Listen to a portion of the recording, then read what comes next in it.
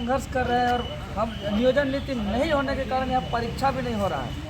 तो हम लोग चाहते हैं जल्दी से जल्दी हो, लेकिन मुख्यमंत्री जो दोहरी नीति अपना रहे हैं, एक तरफ रामगढ़ उपचुनाव जब जनता के बीच में जा रहे हैं तो कह रहे हैं कि झारखंड में जो 1932 का बात करेगा वो झारखंड में राज करेगा, जो झारखंडियों को झारखंड में रोजगार देंगे। ये तमाम बात जनता के बीच में जाते हैं कहते हैं, लेकिन वही माननीय मुख्यमंत्री हेमंत सोरेन जी जब कागजों में कलमों में जब पॉलिसी बनाने की बात होती है, जब नीति बनाने की बात होती है, जब सच में हक अधिकार देने की बात होती है लिए हुए वोट के बदले, तब जो है ऐसा गिरगिट जैसा बदल जाते हैं। लगता ही नहीं है कि वही हेमंत सोरेन जी जो चुनावी मैदान में थे और वही मुख्यमंत्री बने हैं। अब यहाँ क्या कर रहे हैं कि अब जो है कि 2016 से पहले का नियोजन नीति के तहत नियुक्ति प्रक्रिया करेंगे। और आप लोग के मीडिया के माध्यम से ये जो चोर टाइप का गोपनीय तरीके से जो सर्वे किया जा रहा था, इसका भविष्यवाणी हम पहले किए थे कि इसका रिजल्ट तय है कि ये लोग जो है कि छात्र का पल्ला पे लोग झाड़ेगा और लोग एक ऐसा नियोजन नीति लाएगा कि झारखंड में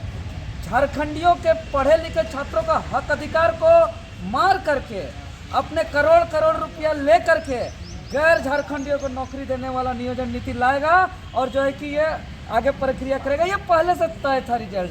तो हम आज कह देना चाहते हैं कि हे मुख्यमंत्री महोदय, आपने 2019 के चुनावी मैदान की बात करें, आपका सभा की बात करें, आपका वादा की बात करें, आपकी घोषणा पत्र की बात करें, या अभी भी लगातार सदनों से अंदर और बाहर की बात करें बात का, तो अब हमेशा कहें कि झारखंड में झारखंडियों को नौकरी देंगे, खतियान आधारित नियोजन नीति लागू करेंगे।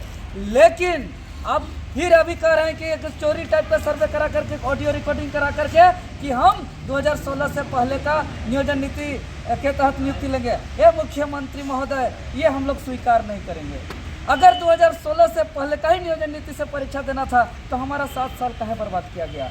हमारा आखिर बताना होगा ना कौन झारखंडी है। जैसे आपको आपके बारे या किसी के बारे हमारे बारे पूछा जाएगा कि हम कौन हैं, तो हम कौन है इसका बारे बताया जाता है कि हम यहाँ से पढ़े हैं, यहाँ से मैट्रिक लिखे हैं, यहाँ से ये किए हैं। तो अगर झारखंडी कौन है, झारखंडी तय नहीं होगा, झारखंड में झारखंडियों का नौकरी नहीं होगा, तो झारखंडियों के साथ इतना शोषण क्यों?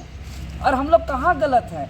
हम तो बार बार मुख्यमंत्री महोदय से ये गुहार लगा रहे हैं कि ये बिहार राज्य से जो कट के अलग हुआ है, तो बिहार राज्य में बिहार में बिहारी के लिए है, तो बिहार से ही कटने के बाद झारखंड सबके लिए क्यों हो रहा है? हम लोग क्या गुनाह किए हैं? क्या झारखंडी होने आज झारखंड में यदि सबका नौकरी होगा तो झारखंड क्यों बना था? किस लिए झारखंड बना था? झारखंड बनने का उद्देश्य क्या था?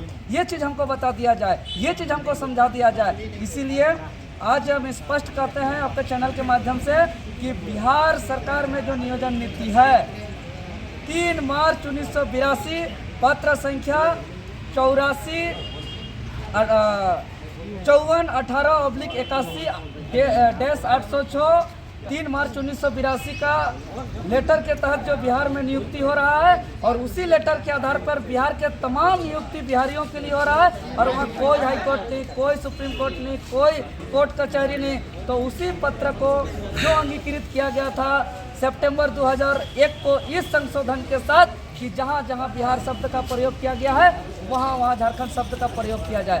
तो आज उसको अंगीकृत करने में 2 साल क्यों लग रहा है? लेकिन सरकार तो लगातार ये कह रही है कि झारखंड के अभ्यर्थियों के हित में ही नई नियोजन नीति ला रही है सरकार, और सरकार लगातार तमाम जो वादे किए थी वो वादे पूरा भी कर रही है। आप लोग इसको किस रूप से ले रहे हैं, क्योंकि अभ्यर्थियों ने सबसे ज़्यादा आंदोलन किया इस 3 साल में?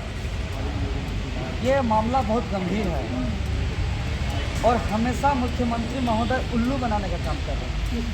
उल्लू बनाने का काम इसलिए कर रहे हैं कि 2016 से पहले का नियोजन नीति पर मुहर लगा रहे हैं और मुंह में बोल रहे हैं कि हम झारखंडी हित में ला रहे हैं। ये कैसे होगा? 2016 से पहले का नियोजन नीति क्या था कि 2016 से पहले का नियोजन नीति था कि 50% झारखंडी के लिए और 50% ओपन फॉर ऑल के लिए। तो पूरे दुनिया के लिए जब 50% आप ओपन कर दे रहे हैं और आप कह रहे हैं झारखंड झारखंडियों के लिए है, तो झारखंडी का माथा में का पागल और कोका बोका लेका लिखा हुआ है का कि इतना समझ में नहीं आएगा? झारखंडियों को मानते हैं कि झारखंड के छात्र जंगल झाड़ में रहते हैं, खेत में रहते हैं, खलिहान में रहते हैं, काम करते हैं, लेबर कुली का काम करते हैं, लेकिन पढ़ लिख के इतना समझते हैं कि कितना बेवकूफ़ बनाया जा रहा है, कितना उल्लू बनाया जा रहा है। और उल्लू इस हद तक बनाया जा रहा है, इस तहत बनाया जा रहा है कि यहाँ महज रोजगार छीना नहीं जा रहा है, झारखंड के पीढ़ी दर पीढ़ी को बर्बाद किया जा रहा है और हम लोग ये कतई होने नहीं देंगे। सुन लीजिए हेमंत सोरेन जी, पहले तो हाथ जोड़ते हैं कि आप जो वादा किए थे कि झारखंड झारखंडियों के लिए हम हक अधिकार देंगे, झारखंड में झारखंडियों को नौकरी देंगे, ये दीजिए।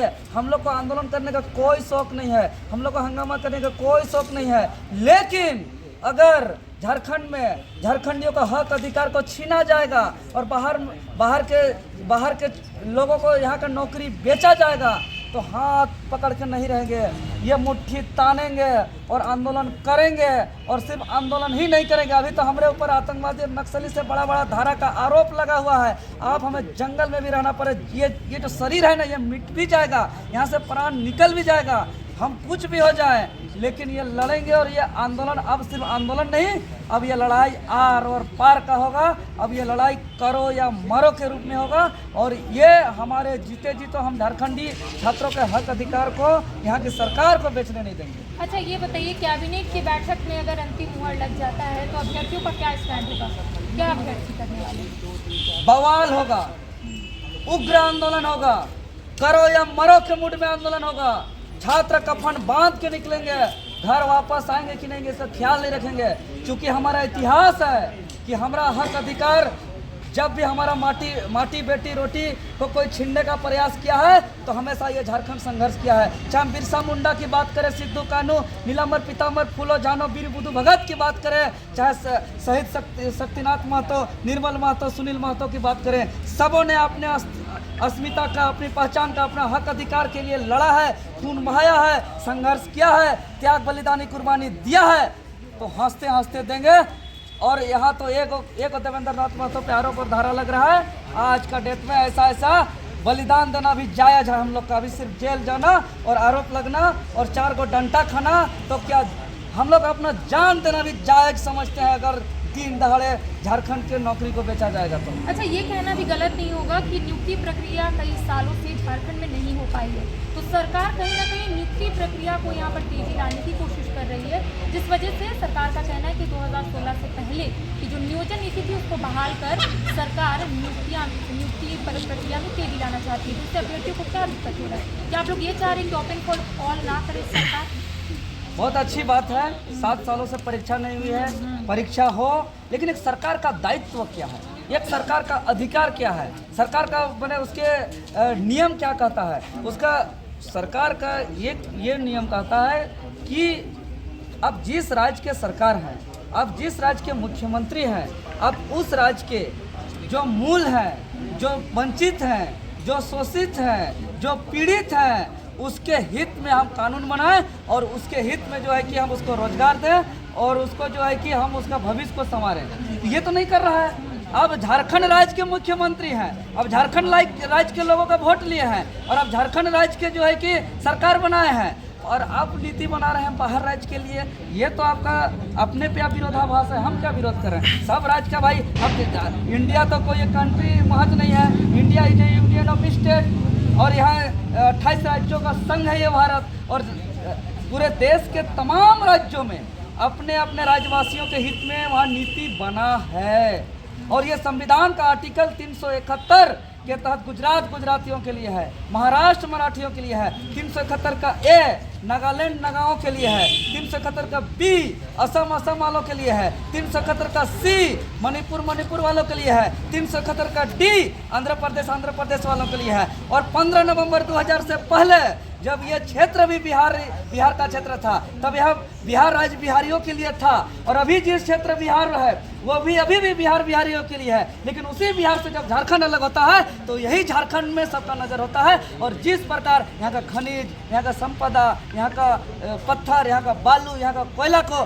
दिन दहाड़े बेचा जा रहा है, उसी प्रकार अब यहाँ का जो है कि हमारा नौकरी को भी बेचने का लोग टेंडर ले लिया है। ये तो कतई स्वीकार नहीं होगा, ये कतई स्वीकार नहीं होगा। हम लोग माफ़ी चाहते हैं, माफ़ कर दीजिएगा मुख्यमंत्री महोदय, हमारा सर कटा जाए, हमारा शहीद हो जाए, लेकिन ऐसा नियोजन नीति मत करिए। अब परीक्षा के नाम से मजबूरी मत का फायदा मत उठाइए। जैसे बोला जाता है ना कि कोई प्यासे को अगर प्यासे को भटक रहा है पूरा रेगिस्तान में उसको पानी नहीं मिल रहा, मरने का स्थिति मिल रहा है, तो बोलेगा प्यासा का नहीं करता, मजबूरी में पेशाब भी पी लेता है। इसी प्रकार अब मजबूरी का फायदा मत उठाइए। 7 सालों तक ठगते रहे, कभी नियुक्ति वर्ष के नाम से, कभी 5 लाख नौकरी वर्ष का नाम से, कभी कोरोना काल का वर्ष का नाम से, और अब जब हम मजबूर हो गए तो आप कह रहे हैं कि अब जो है कि ये सबके लिए हम ओपन कर देंगे, परीक्षा लेना चाहते हैं। आपने बनाया हमको मजबूरी, और मजबूरी का नाम से जो है कि फिर आप हमके बर्बाद करने में लगे हुए हैं। पहले तो ये तो परिस्थिति तो ही हेमंत सोरेन जी ने पैदा की है। तो हेमंत कैबिनेट की बैठक सोमवार को रखी गई और कहा जा रहा है कि इस बैठक में नई नियोजन नीति को लेकर सरकार अंतिम मुहर लगा सकती है, जिसको लेकर अभी से झारखंड के तमाम जो अभ्यर्थी अपनी आवाज़ को उठा रहे और इनका कहना है कि अगर 2016 से पहले की नियोजन नीति सरकार लागू करेगी तो झारखंड के अभ्यर्थी बवाल करेंगे। फिलहाल मेरे साथ